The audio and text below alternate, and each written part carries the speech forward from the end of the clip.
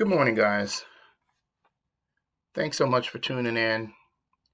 So, I want to make sure you hear my voice on the new material for this week. Our writer is Kate Chopin, and we'll be reading her story, The Story of an Hour.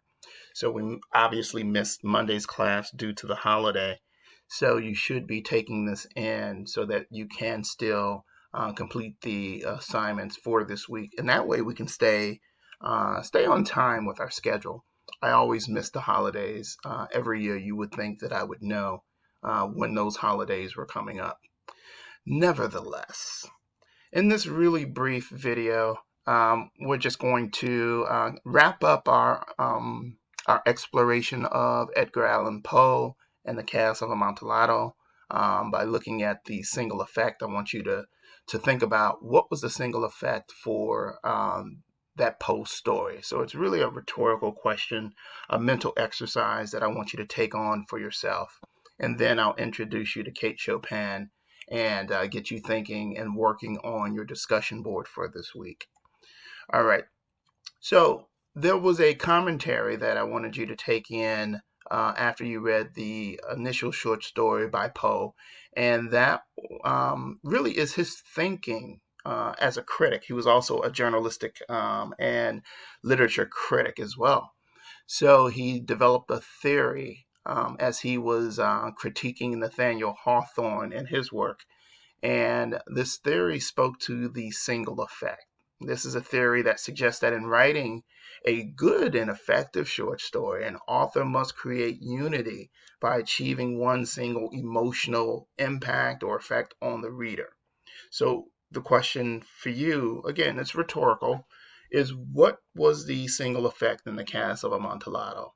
When I see you guys on Monday, I'll make a mental note just to kind of check in with the whole group to see exactly what you think the single effect is. Again, it really strikes toward the emotions and the sort of visceral internal impact that the writer wanted to leave with the reader. And generally, in this theory of the single effect, we are talking about from the very first line of the story. This effect is being, the foundation's being laid and it's being built on. There are no wasted words. There are no wasted sentences at all. Everything builds to sort of a height so that the single effect is paramount and it strikes the reader right in the heart. I'm not going to tell you what I believe the single effect is, but I do want to read just a portion of it. This, I think, is the a great example of what I believe the single effect is, and maybe after you hear this, you'll understand as well. On page 763 of our textbook, this is where things are really coming down to it. We get a sense of, not a sense, but we understand now what Montresor is really up to. Here he goes. Here I knocked off the neck of a bottle which I drew from a long row of its fellows that lay upon the mould. Drink, I said, presenting him the wine. He raised it to his lips with a leer. He paused and nodded to me familiarly while the bells jingled. I drink, he said, to the buried that repose around us, and I to your long life. He again took my arm, and we proceeded. These vaults, he said, are extensive. The Montresors, I replied, were a great and numerous family. I forget your arms. A huge human foot d'or in a field azure. The foot crushes a serpent rampant with whose fangs are embedded in the heel. There's a lot of foreshadowing going on there. And the motto? Nemo me impune lacet. Good, he said. The wine sparkled in his eyes and the bells jingled. My own fancy grew warm with the Medoc. We had passed through the walls of piled bones with casks and puncheons intermingling into the inmost recesses of the catacombs. I paused again, and this time I made bold to seize Fortunato by an arm above the elbow. Okay, I'm going to stop right there. There is a lot of situational irony happening throughout the entire story, but even in that portion, when Montressor says, I drink to your long life, we understand what is happening by this point. And so that passage for me pushes toward that single effect. It continues to build upon this notion of what Montressor was up to, and also the impact that Poe wanted to establish, right? So I'll check in with you guys on that when I see you on Monday. All right. Now, Kate Chopin. Now, Kate Chopin obviously was a female writer. She did not follow a conventional path. She started off as a housewife before she even took pen to pad. She suffered an untimely and unfortunate tragedy, and this altered the course of her life. And she became a prolific short story writer. I mean, like over 100 stories and I believe 3 novels.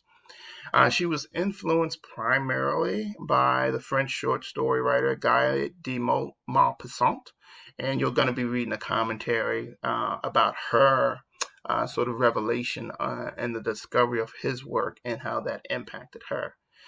You will notice that she has a very precise word choice with deep symbolism and a poetic prose.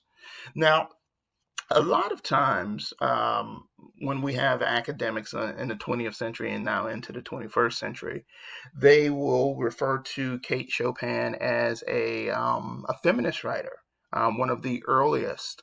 And I do believe she was a feminist, but not in the political sense that we have attached to that word.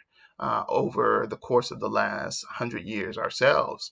You know, when we think about feminists, we think about the suffrage movement of the 1920s. We think about the 1960s and moving on into our current day.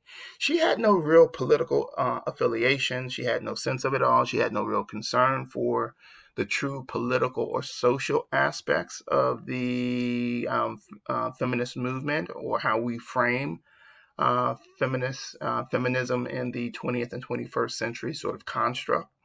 But she did write and believe fiercely for the independence of women, and she believed that they should be unhindered by gender or marital status.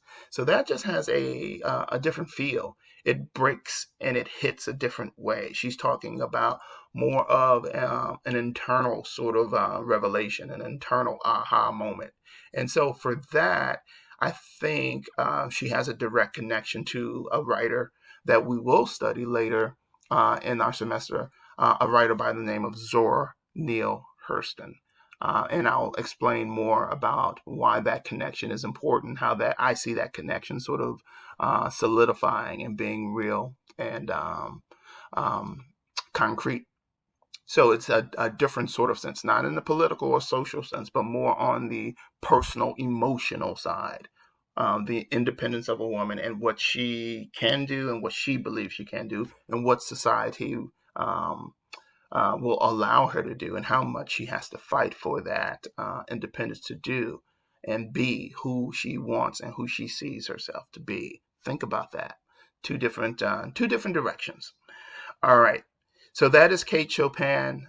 You will see a lot of metacognition when you're reading the story of an hour. I didn't want to go into what the tragedy was that she faced.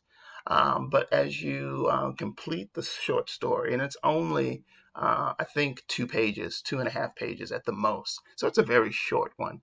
You'll see the sort of metacognition between her life and this story. Your home practice, of course, is to actively read the story of an hour. You will find that on page 181.